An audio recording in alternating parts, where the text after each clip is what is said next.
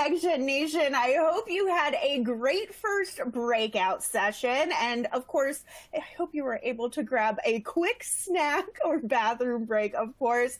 As a reminder, my name is Emily Jarvis, and I am the director of NextGen. And I'm joined in my hosting duties by Sheila Helke, who's the president of Young Government Leaders. So hello again, everyone. And now I have a few reminders to go over before we get started. First off, don't forget to take all 3 polls and fill out that post-event survey to get your CPE credit. And now we actually have our first poll right up. So for this poll, we want to know, where are you logging in from? Are you logging in from the East Coast, the South, Midwest, the West Coast? And while you're taking a chance to take that poll, I wanted to give you a reminder, if you haven't stopped by the networking lounge, the exhibit hall, or the resource center, make sure you do so. It's great to see some of you at that virtual YGL booth, so make sure to check it out. And remember that if you run into any tech issues, you can always head over to the help desk, and they'll get you all sorted out. So now let's take a look at the results.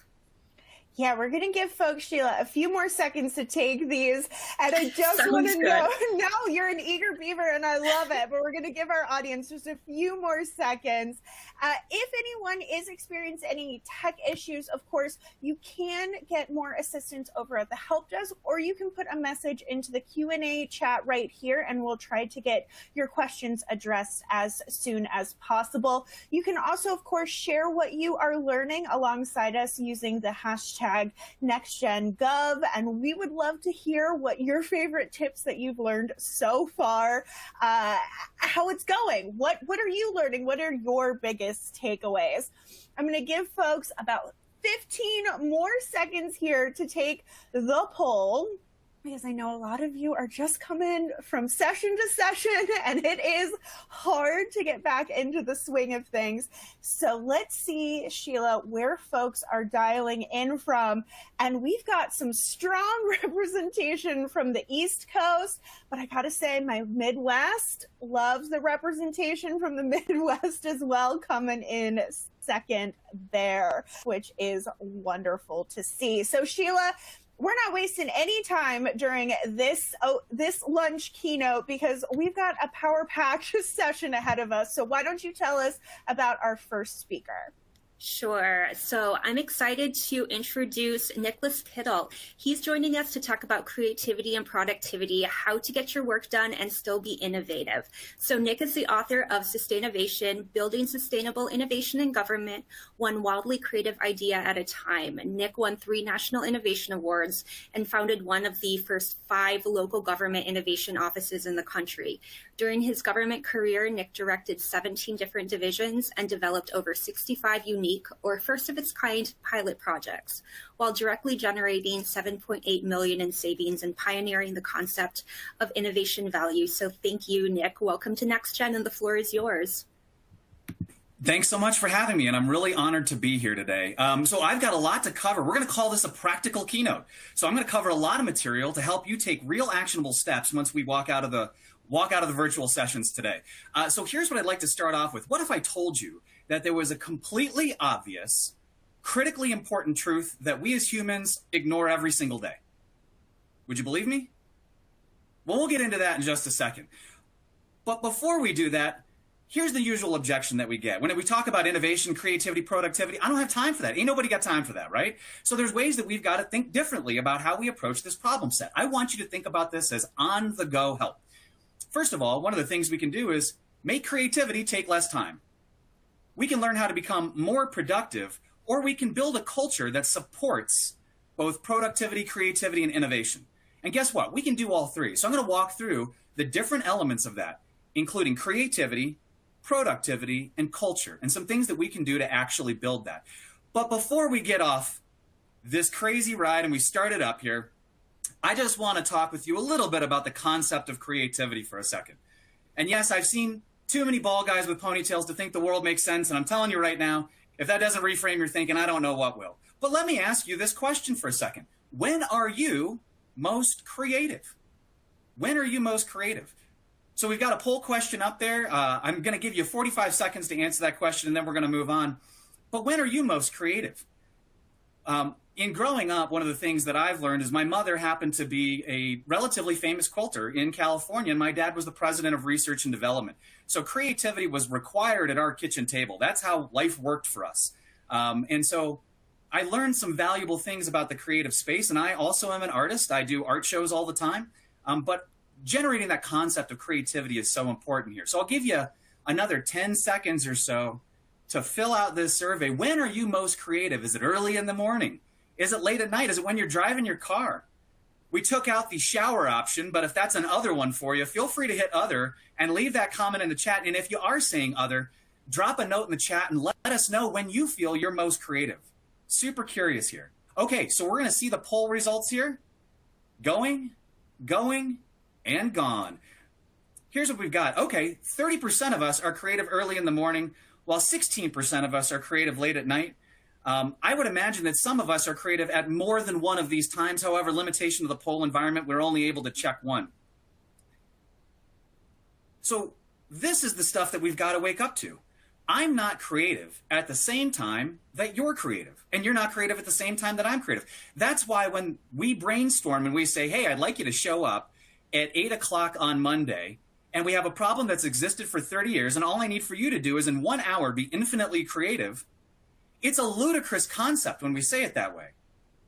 But recognize that we're all creative at different times. And this is that completely obvious truth that we fundamentally ignore when we work together, right? We suggest times that we should be creative, and we hold brainstorming sessions, and we mandate people's creativity happens at certain times. We've got to get creative in different ways. But the nice part about this is it means we can do it on the go. We can do this when we feel most creative. And so here's what I've learned. Creativity comes in waves. It doesn't come when you want it to. It comes when it wants to. And what we've got to learn is to ride that wave and be better at riding that creative wave. We can learn to make it last longer. And we can find ways to respect other people's creative waves as we go through the day. If you're creative in the car, then use that as time for you to help be creative. This is how I look at the world. Innovation is creativity implemented. And if we're able to do both, get creative and actually implement, then we're going to be successful.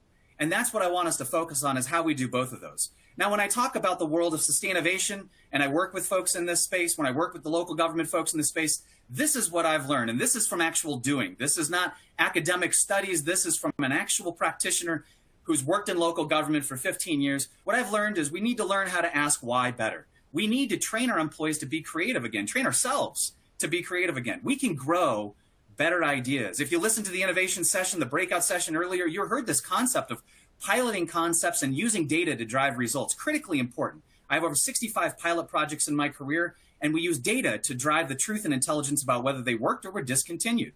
Team Us is my leadership philosophy. How do we do it when we're not in a position of authority, but we have to lead by influence? You heard our opening keynote talk about influence, and that's the space that's really powerful to us.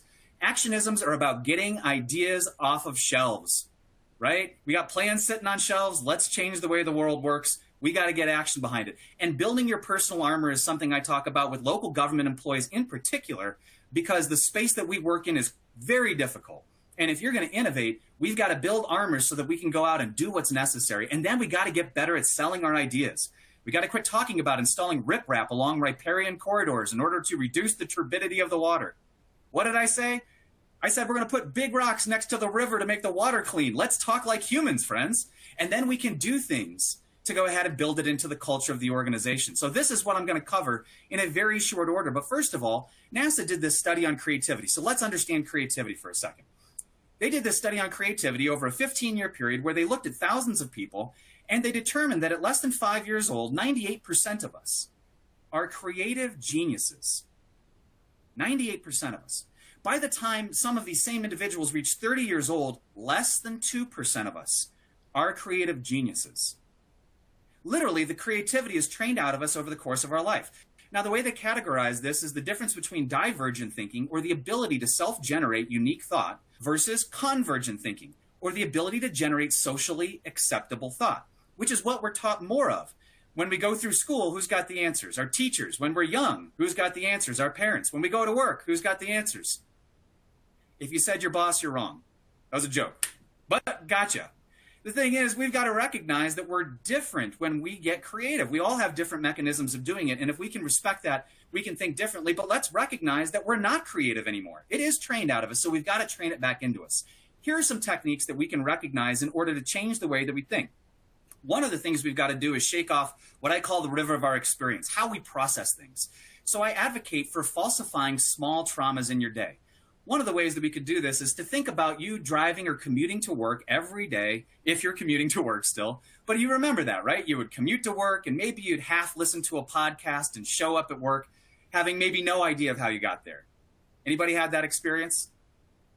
By the way, if you raised your hand, I love the fact that you raised your hand and it's a virtual environment. So thank you for being that participatory person right there. But then one day you drive or you commute to work and a detour pops up. All of a sudden you panic, maybe you curse, you pull out your phone and try and find a new way. But you become hyper aware of everything happening around you. You no longer take it for granted. These little moments of falsifying small traumas can help wake up our thinking, right? Eat ice cream at midnight, read a poem or write a poem, right? Wear red socks to work, lay down on the ground and stare at the ceiling for 1 minute. Do things that make you uncomfortable to shake you out of the river of your experience and get into something different. If you're looking for a shortcut on creativity, here are 3 questions that you can ask yourself related to the challenge or opportunity that you're facing in order to unlock your thinking. It's not about having the answers, my friends. It's about having better questions. This is what 3 questions that can help unlock your thinking look like. Flex, how can I bend the rules of this idea that I'm considering? Fuse, how can I take 2 different ideas and put them together in a new or unique way? And fracture, how can I take something and break it into little parts? Now, chances are, if you think about innovation or creativity, it includes 1, 2, or all 3 of these elements. So if you're looking for an innovation shortcut, ask these 3 questions and see what answers you come up with. Hopefully, it'll help reframe a little bit of your thinking. Another tool that we can use in the creativity department is something I call forcing connections. Now, there's 2 different ways to force connections.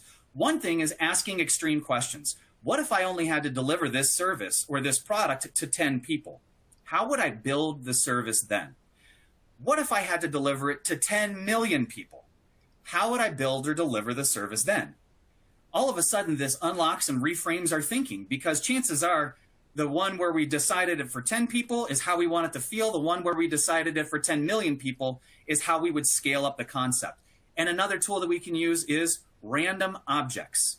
We can take a random objects and try and force associations to the problem that we're with. So if we're trying to figure out parking in the downtown or how to retain employees, what's true about that that's also true about this coffee mug? Forcing connections between this is not about answering the solution. It's about reframing the problem set so that we can consider new ideas. And the great part about doing this on the go is one of the creativity tools that's so important is actually to get the blood pumping, to get outside and engage in mild exercise. 45 minutes after we do any creative activity, it reinforces creative behaviors and makes it easier for us to slip back into this. So when you see somebody taking a walk with a coworker, don't assume, boy, I wish I had time to waste like they do. Think to yourself, maybe they're getting creative in the right ways. Maybe they're doing the things that I should be doing. And as I said, this is the interesting part about innovation. The opposite is also true. We live in a society that is buzzing, worrying, beeping constantly, seeking our attention. So mindfulness and sitting perfectly still can be one of those things that we can use in order to gain perspective on our creativity. That's a few of the creativity hacks that I wanted to share with you. Now let's get into productivity. What are we going to do? I love this quote by Henry Ford, and I'm a total believer in it. Whether you think you can or you can't, you are right, my friends. So one of the things we got to get comfortable with is scheduling shorter meetings. Meeting culture is run amok, my friends. Over 40% of us strongly agree with the statement that meeting culture in our organization needs to be fixed. Here are some things that we can do in order to actually fix that. Schedule shorter meetings. Just because the default is an hour, don't default to an hour. Default to 45 minutes so that people can be present in the room and then make their next meeting. It also focuses our attention and helps us stay on track. If you have a 30-minute meeting, make it a 20-minute meeting. And if the meetings aren't working for you, cancel them. It's okay to cancel meetings. It's okay to say this meeting doesn't work for me. The other thing is we've got to start and end on time and capture the key action items. The last 5 minutes of every meeting should always be who does what by when. Who does what by when. That's the last 5 minutes of every meeting. But recognize meetings are a place where we can get a lot of time back. And there's all kinds of bad meetings behavior. I wanted to put this slide in there so that when you're reviewing it later, you get a chance to go through and see some of these bad meetings. But it includes meetings for attendance sakes, meetings so that we can remember what the previous meeting was about, or meetings that everybody agrees creates little to no value, but nobody wants to say it, maybe because the person in charge is a boss, right? So there's all kinds of bad meeting behaviors that we can trigger, take a look at, and fundamentally shift for the organization. Another tool that we can use is something we call the impact effort matrix. We graph out the impact versus the effort, and we take our top 10 projects, write them on sticky notes. Now, the way that I would use this with my team is I get to determine the level of impact that it makes to the organization. You get to determine the level of effort that it takes to make it real. So now we've got a visual tool that we can use to communicate inside our work teams as well as outside our work teams, especially when we work with a variety of different customers or different partners. So this is a great visual tool for us to understand what is truly creating value for us versus what's white noise that needs to be or could be potentially eliminated. And lots of us get overwhelmed by the sheer magnitude of the challenges and the problems we face. I fully understand that in local government. It is huge.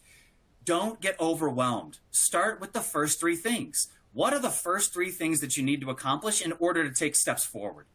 Worry about those. Put your time and effort and attention on those first three efforts. Don't get overwhelmed with 50 steps, just the first three. If you write them down, spend your week working on those first three. When you get done next week, add in another three. You'll make a heck of a lot more progress in 1 year than you think possible, and a heck of a lot less in 1 day than you think possible. But that's just the truth of it, right? We've got to learn to be productive. And here's a little shortcut hack for your work team.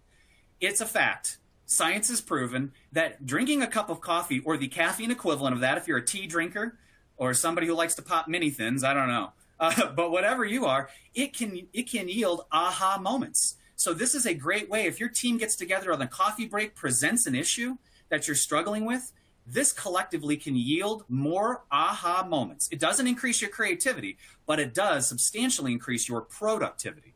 So use coffee as a tool. Now, it's a law of diminishing returns, so by your sixth cup of coffee, it's over.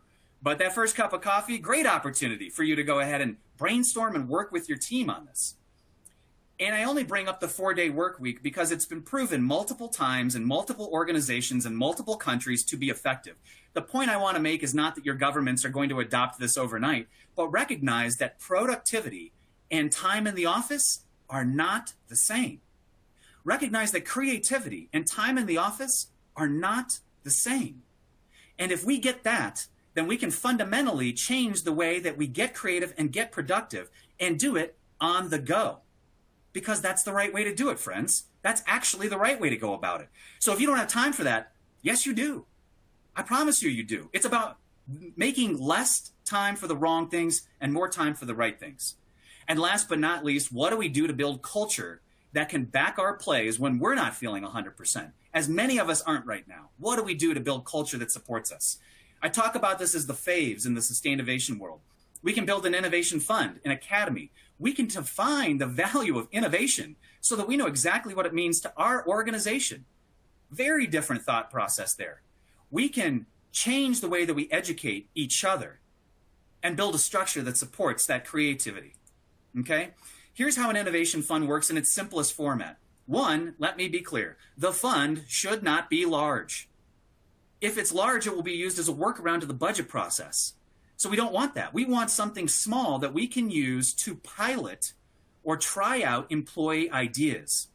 This is about a couple of things. One is it aggregates individual risk into organizational risk. So now I no longer have to take individual risk as one person who's fighting against the system, but I've got a group of people who are helping me achieve a result.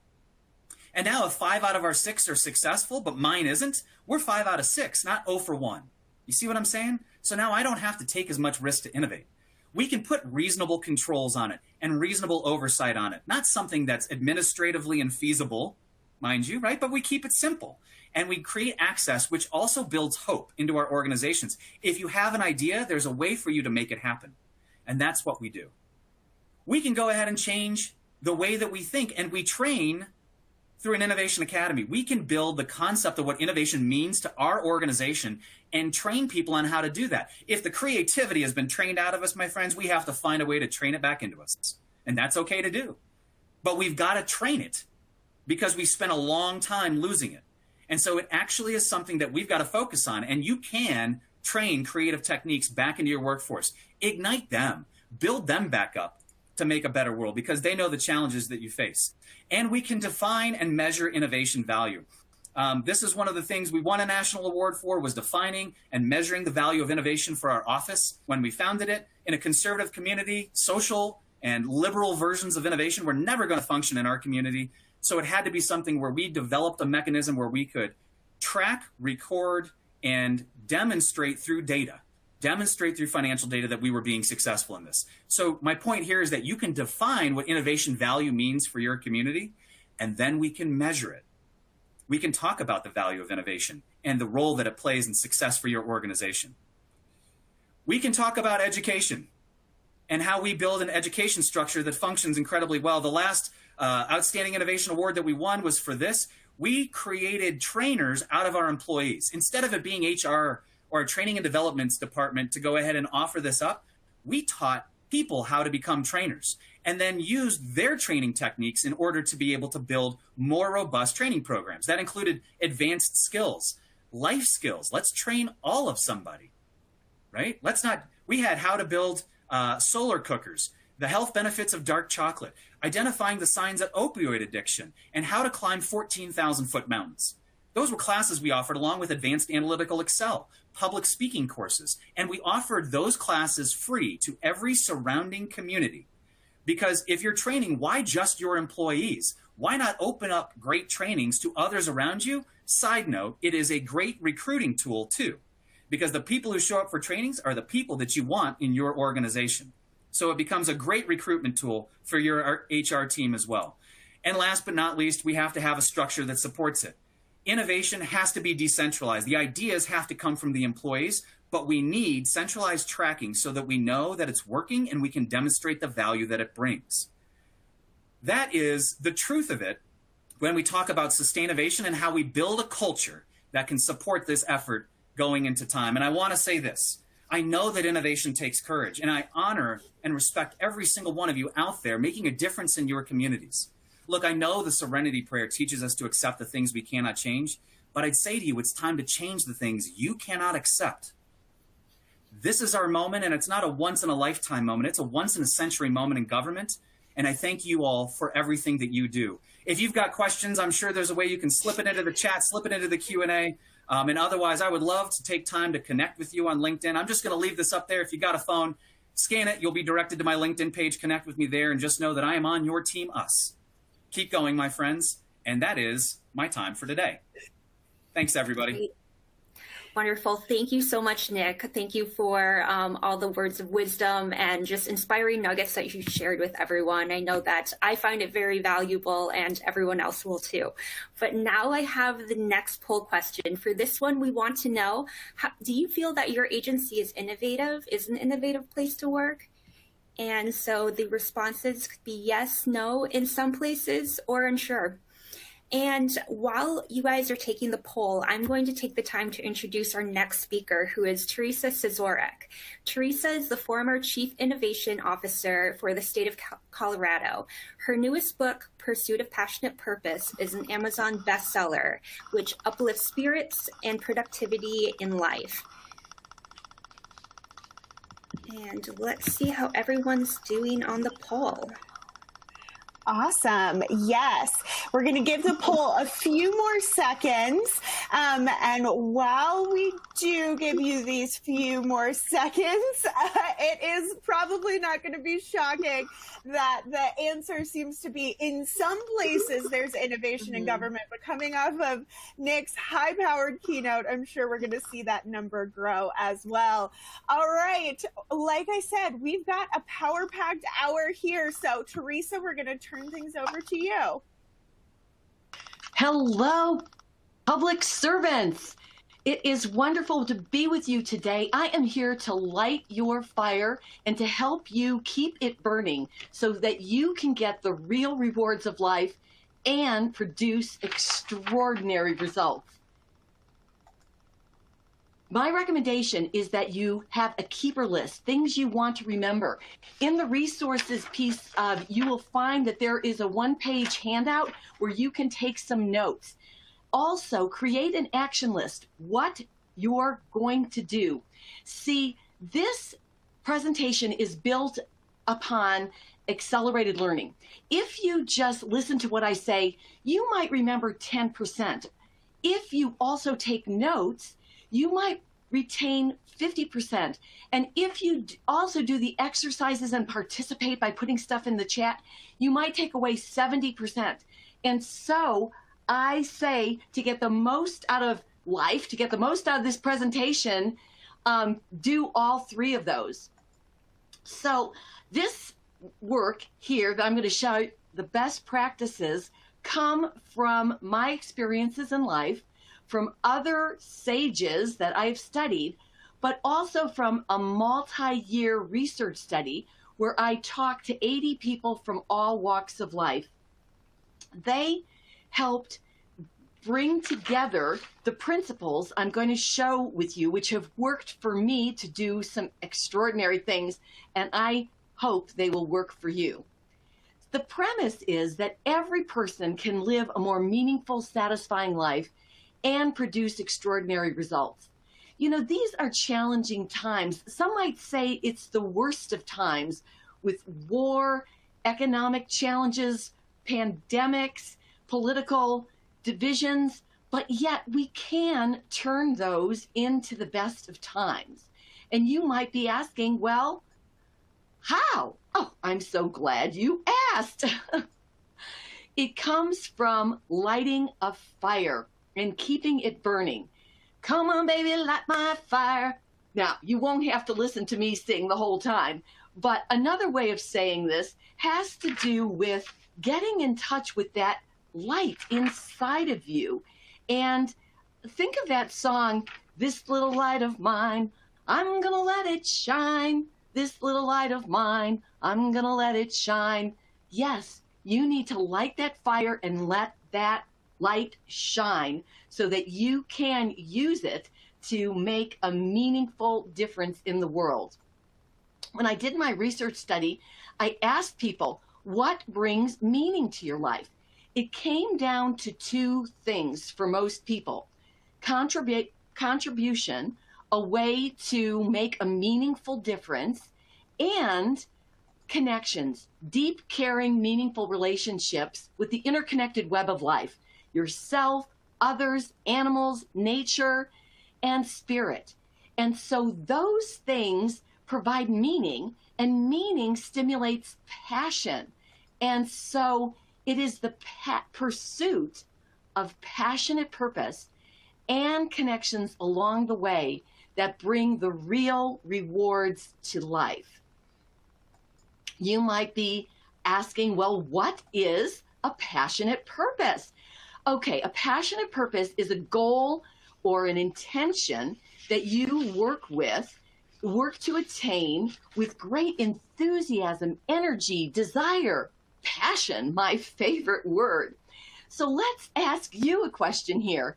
How does pursuing passionate purpose feel? Recall a time that you've been pursuing a passionate purpose. Was it today or was it in the past? How did it feel? And you might put some of those thoughts, short little things, in the audience chat. I can tell you it makes you feel good. Anyone here interested in feeling good? Yes. Passionate purpose, which is a goal you're working to attain with great enthusiasm, desire, passion, feels good. When you're pursuing it, you might lose track of time. You don't know if you were working on that project 3 hours or 1 hour. You also can get into a state of flow. Mihai Csikszentmihalyi, a researcher, published a book. I love his name. It's even more difficult to pronounce than mine, Theresa Szczurek. And he says that this focused state of concentration where nothing else seems to matter, it allows you to feel good and accomplish great things. The other thing about passionate purpose is it engages your whole self, your head, your heart, and your hands. There's a wholeness. And through that, you actually can sometimes break out in tears, feel goosebumps, a chill up your spine. That is a signal from your inner, wiser, older self that you are on purpose.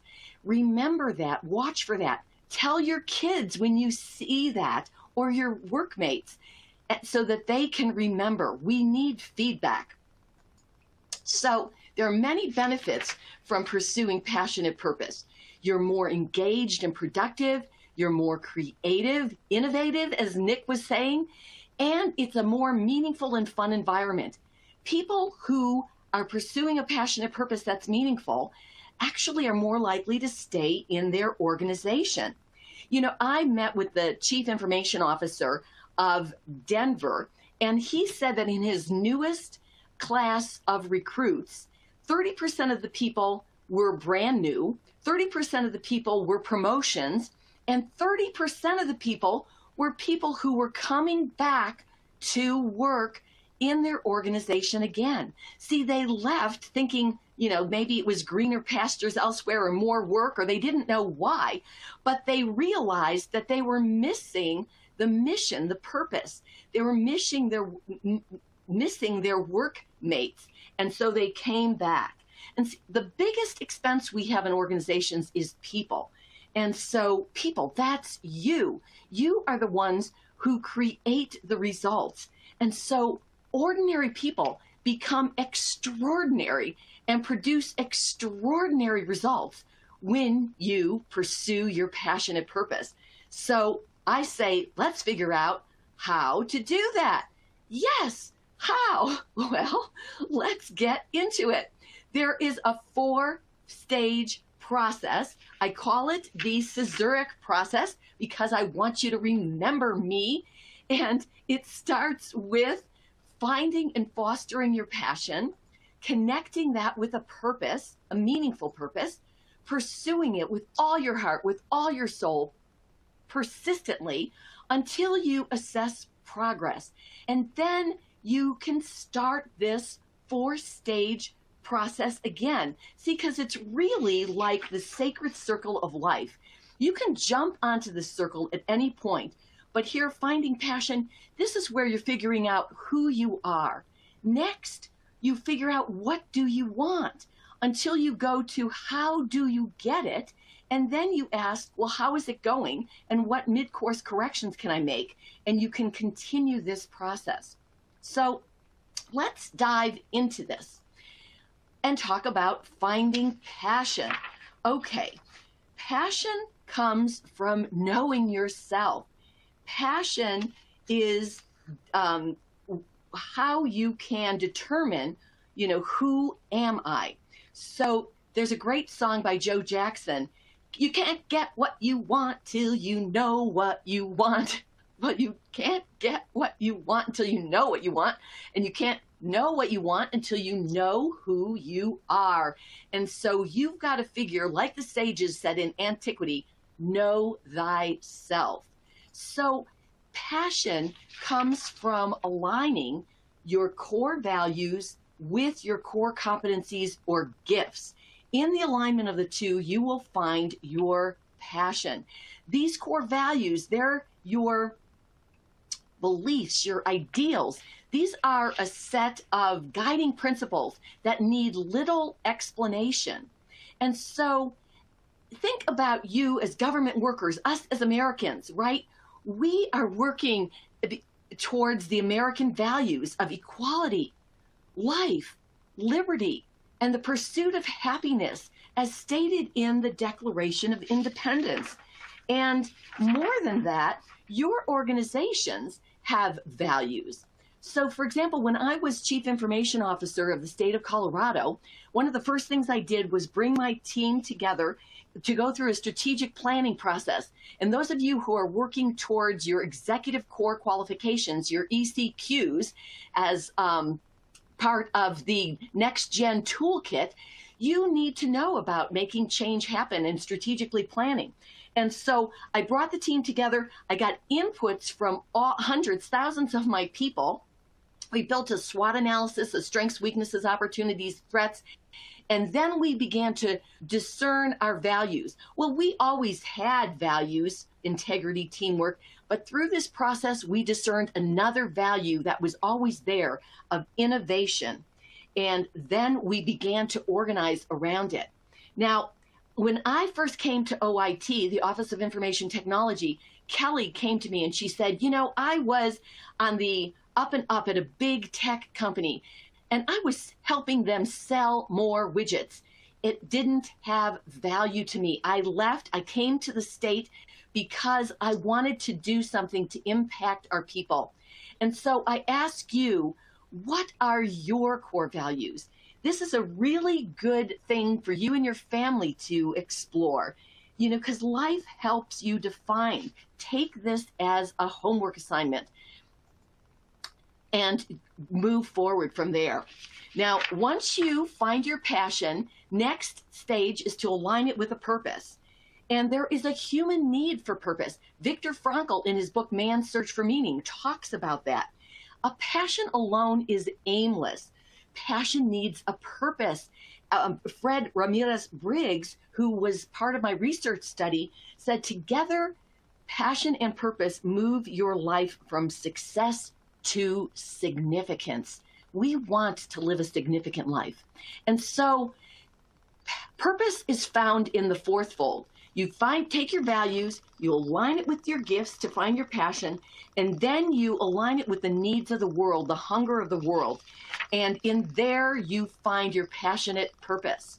So the purpose is the why we exist. It is the raison d'être. It is the fundamental reason for being. And people and organizations need purpose. Disney says their purpose is to make people happy. The Health and Human Services Agency says they improve the health, safety, and well-being of America. The Department of Defense provides the military forces needed to defer war and ensure our nation's security. Important missions or purpose.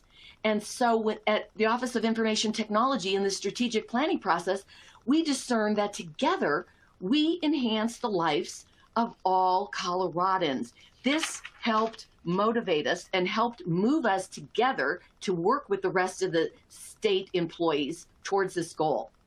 So as homework, I want you to ask, what is your team's core purpose? Most importantly, how does being a public servant bring meaning to your life? Why are you doing this? You need to know your why.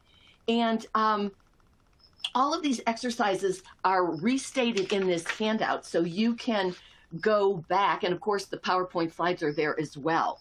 But my passionate purpose is to help others, you, find and pursue your passion and to enhance the lives of others through technology. So find out your why. So first, find your passion. Second, align it with the purpose. Third, pursue that purpose with all your heart, with all your soul. Answer the question, how do I get what I want? And it comes from developing a focused plan, from persistently implementing it, and enjoying the process with the right people. So the persistence strategy, one of the 6 strategies that goes along with this 4-stage process, talks about dividing and conquering.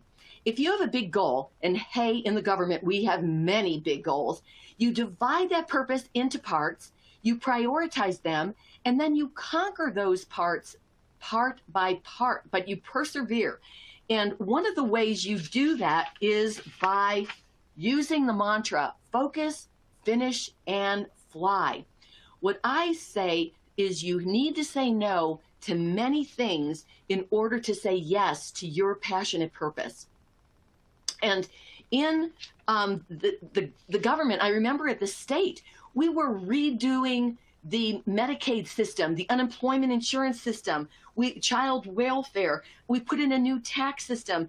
We set up the Colorado Digital Service. We brought out digital transformation through new mobile apps. Hundreds of projects we delivered in 1 year, but it took many people and it had to be divided into parts. So I ask you in homework to know your personal goals and your organization's goals.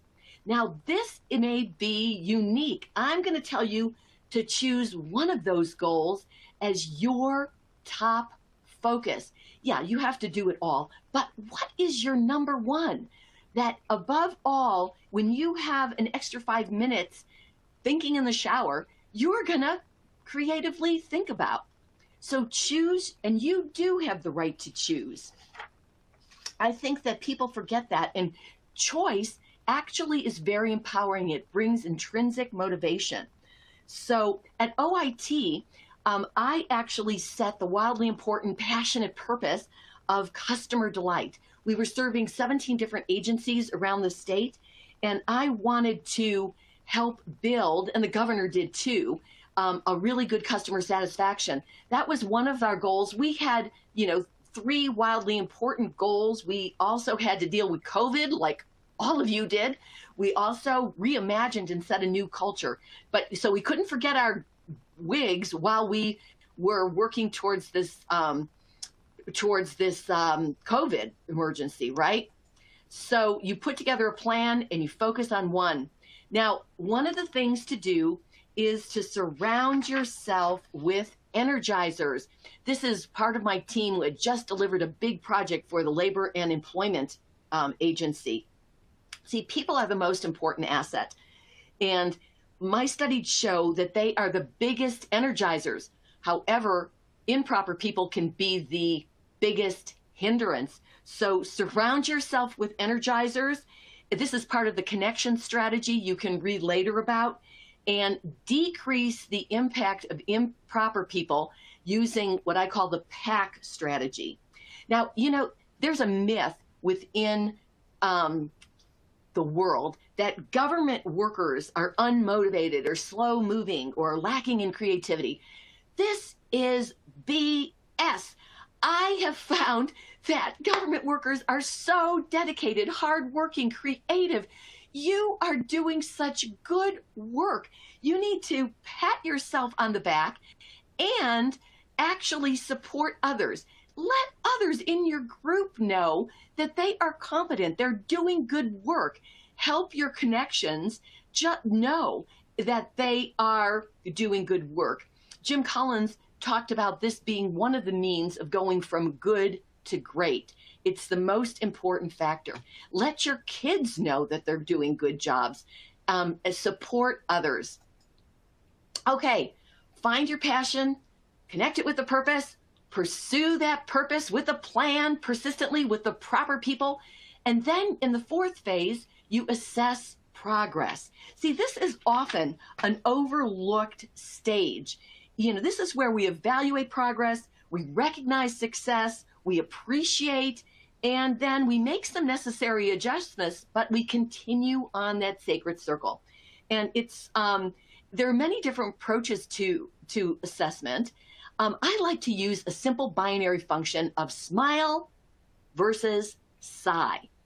When I was at Bell Labs ages ago, my boss came up to me and he said, "Theresa, why are you sighing so much?" Well, I didn't even have any idea that I was doing this as a way to, get rid of my stress or because I dreaded the situation. But that gave me a signal that I needed to make some changes. I didn't change the company. I moved to a different part of the company at that point in time. So use the smile monitor as a very simple measure. There are other approaches at, OIT. We use the Net Promoter Score to determine how satisfied our customers were. We raised that 13 points in 6 months. We set a goal of winning some innovation awards. We won 2 in 1 year. We delivered 95% of our projects on time, on budget, within scope. Having goals are important. And then I was really humbled to win the CIO of the Year award. We used different metrics and we made our goals.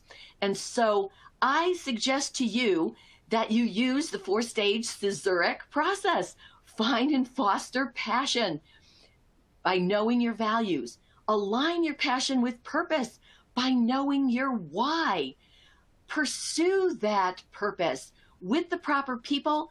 Let them know that they are competent, and assess progress by looking at smiling versus sighing, because this applies to you. Now, I'm asking each of you, this is as an assignment right here, right now. I want you to come forward and figure out how you can apply these 4 stages of the pursuit of passion and purpose process to your life. It could be your personal life. It could be your professional life. And you might, in the chat, put one of the takeaways that you're taking from this. I used it for the public service plan. I divide my parts of my life into plans. This was serving the state government, and I'm doing some great work now with the U.S. digital response and looking for other ways I can help governments. With my 3 different entrepreneurial ventures, this one did omni-channel communications to help create how I see what you're talking about experiences. The life balance plan, here I was at the top of Kilimanjaro, used the divide and conquer approach for that one, I'll tell you. But the man plan, it delivered, and it then moved to the baby plan. I really use this process in all of these things. The family plan, the passion and purpose plan of helping others find their passion and purpose. So again, find your passion, align it with the purpose, pursue that purpose, and assess progress, because it is the pursuit of passion and purpose and connections along the way that bring the real rewards to life. You can make a meaningful difference. I ask you to go to my website, pursuitofpassioneandpurpose.com. You can sign up for my free newsletter, and that will keep you charged on an ongoing basis. And when you do, put in the notes NextGen, and I'll send you a free e-poster about how being a sunflower, see the sunflowers on my slides, can help you in your career. But check out some resources, follow me on Twitter and LinkedIn, and reach out for help. So it's the pursuit of passion and purpose. I wish you well in your pursuits. Awesome. Thank you so much, Theresa. And I just gotta say, I like how you just casually threw in there, I climbed Mount Kilimanjaro. Like, that's something that we all do on a regular basis. I get out of breath climbing up my stairs. So I love that. As a quick reminder, for those of you that are topping the leaderboard, you will get a copy of Theresa's book. So the more active you are in the environment, the better off you are going to be. All right, we have one more stellar keynote headed your way, but before we get to that, we've got our 3rd and final poll question up here right now. And while you're answering this poll, I'm going to introduce you to our keynote. Rounding out today's lunch keynote is Adam Bricker, who is going to share how we can relearn how we learn, 7 essential life skills. Adam is the executive director for the Carolina Cyber Center, and he began his career as an aerospace engineer working on, just cruise missiles, space vehicles, and hypersonic missiles, the things we all casually do in our day-to-day. And then he went on to humanitarian aid, high-tech startups, and various CIO and CISO since, and he's lived and worked in over 60 countries. There is a lot to unpack with the career of Mr. Bricker, and we are thrilled to have him joining us here. I'm going to give you a few more seconds to take this poll here, and then we will turn the reins over to Adam. All right, it looks like a lot of you have 15 plus years of experience, but the second biggest group here is 1 to 5. So love to see the diversity when it comes to our audience. All right, so with that, Adam, I will hand things over to you. Well, thank you so much. Pretty awesome to follow Nick and Theresa here. I'm probably not as high energy as they are. I'm a cybersecurity guy, so we're not terribly the most high energy people, but this is an awesome treat to be here. And I'm respectful that this is sort of towards the end of the day. But there's nothing here that I'm going to talk about that hasn't been said before. We're all pretty good, at least it's one of our snarky mottos at the Carolina Cyber Center, is to shamelessly steal the best of what others have already mastered. But actually, Publius Terentius, 2,200 years ago, saying nothing's been said that hasn't already been said before. And even Shakespeare took some of his lessons. So we're good at stealing ideas, and I'm going to share that for you today, but particularly about the context within which we came up with this, about relearning how to learn, and why we would even say that. What does it mean to become what our mission is, to develop cybersecurity professionals of character? So I'm going to jump ahead here. This, it's interesting when Theresa talked about your values. Our mission at the Carolina Cyber Center is to develop cybersecurity professionals, and we want to be so good at it to be a national demonstration resource to the United States. So clearly our values, by the way, there's something important to know the difference between your values and things that you value. Things that you value can be taken from you, your health, your house, your income, but your values you decide to let somebody take from you. Therefore, they should be more intrinsic in things that are worth holding jealously. So our values at the Carolina Cyber Center, what we've been able to make people successful in cybersecurity, starts with discipline. We'll talk about the definitions of these: curiosity, collaboration, critical thinking, grit, and agency under duress, right? Can you perform when the human feces hits the oscillating fan? And humility. Humility being the way Aristotle defined it. So I'll come back to that here in just a minute. But when we started this journey to develop these values, it was interesting. This is kind of a joke in cybersecurity about, well, we've narrowed security down to two groups, everybody out there and everybody in here, the insider threat.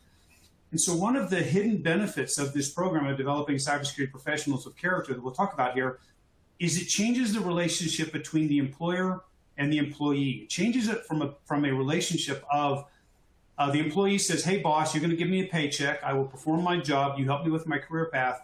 It changes that relationship to one of, how can you help me become a better version of myself? And the studies show that employees stay about 2.2 times longer, not 20% longer, not 50% longer, but over twice as long, because the relationship is now, it addresses the two most basic human needs. One, to be heard.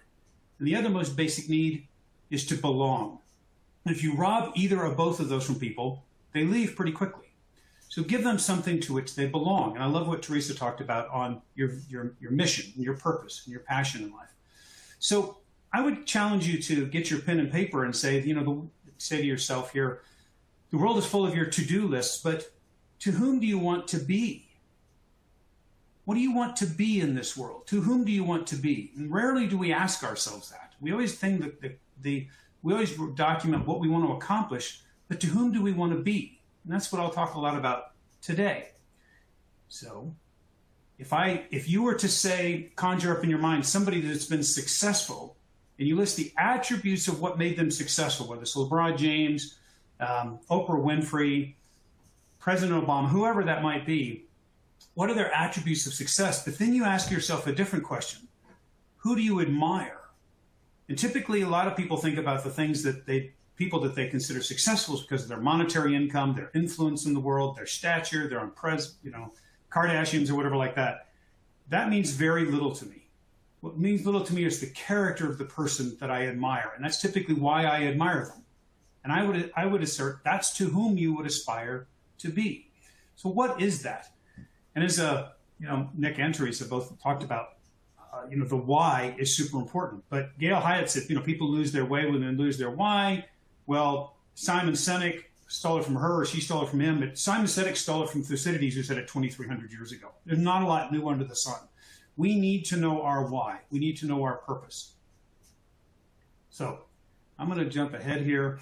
So when we talk about character, what do we mean by character? So we define it as positive values in action.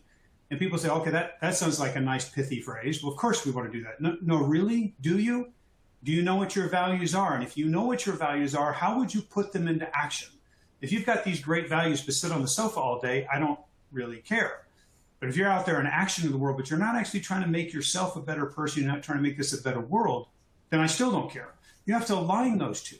So what are your values? And if you have these values, I promise you they will come in conflict with one another.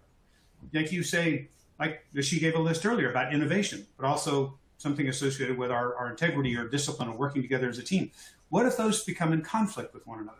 How do you navigate through that? Rarely are people taught how to do that. But in cybersecurity, we face these dilemmas all the time. And I'm sure in life you do as well. And so we go through critical thinking. And critical thinking clearly, as Aristotle and Kant and Descartes and all these others talked about, but there's three aspects of critical thinking that are very rarely taught and super important for those of us that live in the real world.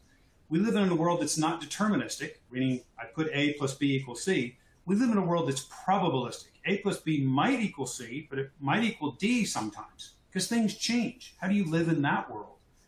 And then how do you collaborate with people? And people, you look at this phrase and they go, oh, this means to go along, to get along, to be a good team member and get projects done together. That's all great. But in my world, you have to learn to collaborate when you actually don't understand what the other person is saying. I know it sounds weird, but it's like, no, we use terms. And we're in a world where we actually have an adversary actively trying to stop us from doing what we do. So how do you collaborate in that environment? And that's get back to one of the critical aspects of critical thinking, which is adversarial thinking. So we'll talk a little bit about that. And then how to put what you learned into action. So let's go on here. So what is this program of the 7 essential life skills? So I loved what both Nick and Theresa talked about, curiosity. But we define curiosity as you cannot stand to not know. And if Nick talked about what your passion is, and so did Theresa, and she said, I actually was a speaker earlier today, but talked about, those things that you might be naturally gifted at, those things that you naturally want to do on the weekend. But this is something where you say, I want to learn it myself. That's how insatiably my curiosity is. And we have a program to help develop that curiosity in people, and we've been able to measure that. So then there's critical thinking, but you see the judgment here according to accepted standards. That's the basics of critical thinking.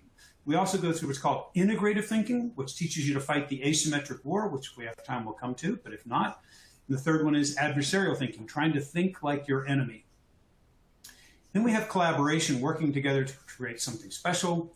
Discipline, it starts with discipline of self. So what is that? Well, what we'll talk about a little bit, which is learning to learn. But also, did anyone ever teach you how to learn? American school districts are actually really quite good at beating that out of kids. The studies quite clearly show it. There's an innovation study that's been done across 20,000 kids in like 40, 50 countries that shows America is one of the worst. Our public school systems, the innovation, the creativity, the curiosity in children is statistically dropped almost every single year they're in school. So how do you rekindle that? It is an innate skill that can be developed. But then how do you create habits and how do you unhook the bad habits? Because we all have them. And then I love what Niraj all talks about, how do you become indistractable? The 21st century superpower. But all of this is about the discipline of self. And if you haven't learned to manage yourself, I don't think you've earned the right to lead others. Now, we all know some people are in leadership that aren't good discipline of self, but you should be. Okay, so if we're really curious, and then I want to pause for a second, you'll see how these are stackable. And then pause and think and look at these, go, but isn't this exactly like we were developed as humans? We're little kids. The first thing we do is put toes in our mouth, and we try and eat dirt. We try and touch the hot. We're curious. And then critical thinking. The most difficult thing most people ever have to do in this life is accept the world the way it really works.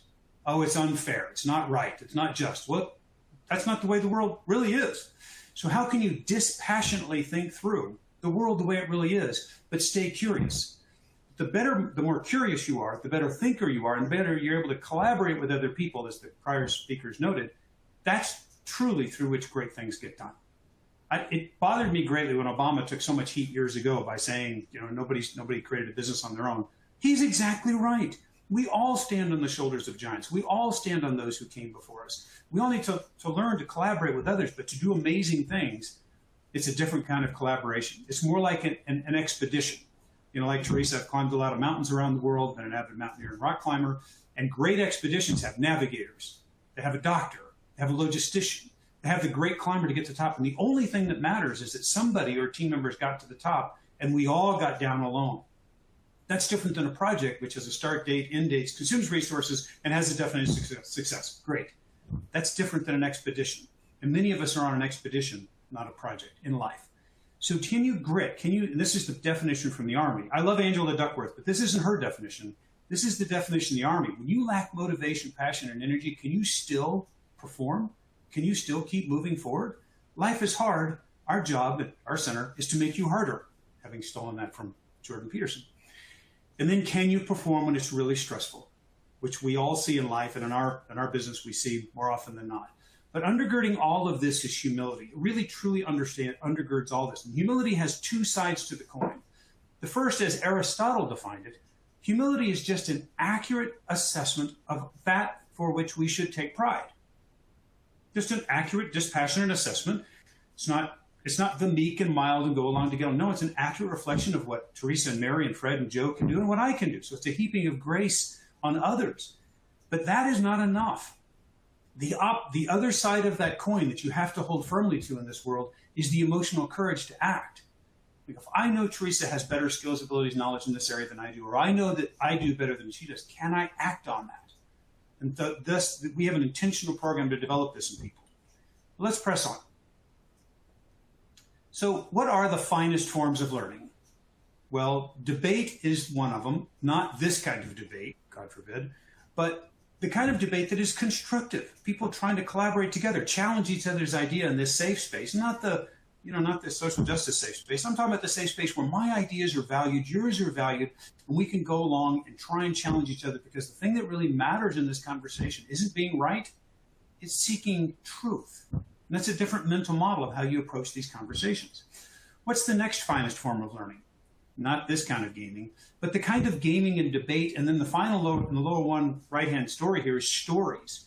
And if you happen to know this story, this is what people in Tibet and other countries do, but this is from Tibet. They will crawl for miles and miles, like 100 miles, to achieve their objective. And when you tell that story to people, whether it's the fables and the stories from the Bible, the stories from antiquity, the history, you all know that when you play games, and we act like this might not be natural, it's extraordinarily natural. When you put a bunch of young boys on a playground when they're little bitty kids, what's the first thing they do? The first thing they do is choose an objective. What's the second thing they do? Create rules. And then they get on with the game. So it's kind of funny how in innovation, people, and I've been VP of innovation at Southwest Airlines, Steak and Shake, and others, and people always say paint outside the box. But what was the very first thing Leonardo da Vinci did? What was the very first thing Michelangelo did? Put up the frame and innovate within it. And knowing what that is critical. So we like rules, we like discipline, we like challenges, we like to go fight for the cause. We like to save the damsel in distress. Leverage that in our learning. But let's get to some of the finest questions that I would ask you. So if you know this story here, so this is the story from ancient Greek. This is Homer's story. This is Andromache. This is the wife of Hector here, and that's the son Astyanax, who's there crying because he got scared with the mask that's in the lower right-hand corner there. But Hector knows that Troy's about to fall to the house of Priam, and it's doomed if he doesn't go out there and fight. And he's worried about the gloomy fate of his wife and his infant son, that they might also die. But this is his time to perform. This is his time to take it on. And this is what I would suggest is one of the highest subject of study, which is philosophy, the love of learning. Now, Heinrich Schliemann discovered Troy, coming back to innovation, because he followed Homer's story and refused to accept the accepted norms in the 1800s, that this wasn't a true story. Kind of funny, we take it for granted now that this is a true story. People they thought it was just a fable. So philosophy, the love of learning, the highest form of learning, is the greatest subject of study. But I would ask you, what is wisdom? If Sophos is the love of wisdom, what is wisdom? Ask yourself these questions. And I have then come to this. People say they want to learn. People say they want to grow. They want to become a better version of themselves. But I ask this first question. What's worth knowing? What's worth learning? And I have these 4 tests. One is it true? Now, in this world, one of the greatest gifts you're going to give some of the young people because of social disinformation from the Russians and the Chinese and others is learning how to discern what is true, thus why critical thinking is so important. The next test, is it timeless? Gravity's worth knowing because it's going to be the same on the North Pole, the South Pole. It's the same 1,000 years ago, going to be the same 1,000 years from now. It's a timeless, and it's true because I can objectively assess it. Thus, it's worth knowing. But is it beautiful? So what do I mean by beautiful? Art, history, music, people, the poetry. These things are beautiful. They're true and they're timeless. They are worth knowing. But all I'm asking really is to pause and say to yourself, what is the gift you want to willingly give yourself? The gift to the things you want to learn, the skills you want to develop. That's the gift you're giving your future self. I stole that from Seth Godin, who I think is a great leader. And so you're asking yourself, what's worth knowing? Is it timeless? Is it true? Is it beautiful? And is it something that will help make a better version of me? I'm not trying to compete with somebody else. I'm just trying to make a better version of me. So how do you do that? I'll pause at this. Some of my students often ask me, how do I know what's beautiful? I give them this test. Did anyone ever walk into Yosemite Valley and go, oh, that's ugly? No, nobody ever. They lock it. You can universally assess that is beautiful. Even my kids, I teach programs on every Thursday. In fact, I'm heading out tonight in inner city Atlanta. Kids from inner city Atlanta, and I talk to them about Shakespeare, and they go, why do I want to learn Shakespeare? And then I describe to them the protagonist, the antagonist, the life stories, the prose, the history, and they go, oh, that's beautiful. So how do we learn? And I'll close with this. It is the 21st century superpower. I'll jump ahead here because we live in an age where we have to learn ourselves. We don't have time to go back to school. And if there's not a better motivation to learn and grow, I don't know what is, because these jobs that exist 5 years from now, if you've read the studies, 40% of them don't even exist today. But the question I ask is, if you're in that kayak, did anyone even tell you the shark is behind you? It certainly is. Okay, so let's go in here. I'm going to jump ahead to get to this, this point about learning. So what is intentional learning? Not just learning, but intentional learning. It's the practice of treating every experience like an opportunity to learn something. So when you go into meetings, whether it's contentious, you're walking through life, is it an opportunity to learn as opposed to an opportunity to try and prove myself right or get ahead or be better than the next person? Sorry, we all have an ego. We all have this id, as they said, that we're trying to protect. Mana, when I was living in New Zealand and working there, as the Maoris would say. But can we treat every experience as an opportunity to learn something? Now, the way the world really works, good things happen to bad people. Bad things happen to good people. But out of each and every one of those, I have something I can learn. Hitler was an unbelievably evil person, but I can still learn from the things that he did well, like propaganda. So what about an intentional learner? If you become an intentional learner, you know your why in life. And Theresa did a better job than I would. You know your purpose, your passion, you've aligned it, you're measuring progress, but you know your why. Now you said, I'm an intentional learner. I'm going to carry myself through the world with a mental model that I'm going to try and learn something from every experience. I'm not going to try and say it's good or bad. I'm not going to try and judge them. I'm not going to try and be right. I just want to learn to develop and grow myself because I will put that positive value into action. So how do you learn? Okay, get your pen and paper out, and I'll answer these questions with you, and we will close. Are you clear on your, what do you think? Let's see if somebody puts it in the chat session here. Are you clear on your what? Anybody? It takes them. I was going to say, Adam, it takes them a second to put questions into the attendee chat. But if I had to guess here, are we going with purpose, perhaps? Close. Your why. Goals. Why. Yep. And your why has to be so strong to overcome your why not. Your why has to be so strong. And I'll give you an example. I'm super busy with my day job. I love my life and I put all of my energy into my job. But my wife challenged me to sing a song at my daughter's wedding, July 23rd. And I suck at the guitar. But my why is crystal clear. I'm standing on that stage. I want to honor my daughter. I want to honor my wife, all the participants. And I am going to practice when I'm tired. I'm going to practice for that moment. So if I have to crawl through broken glass, I will do it because my why is overcoming my why not. But if you want to learn how to learn, this is something that is a counterfactual. So it's counterintuitive. It's not how often you study something. It's not how often you put it into your head and study it and read it over and over again.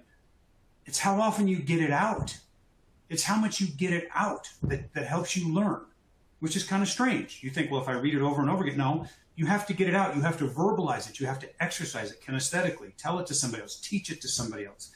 And so one of the exercises that we tell is, can you describe it to an 8th grader? It's a great test. At the end of every learning exercise, can you pause and describe it to an 8th grader? Well, why would you want to do that? Because when you describe it to an 8th grader, you have to do 2 things, which I'll talk about in a few bullets here, but think about that.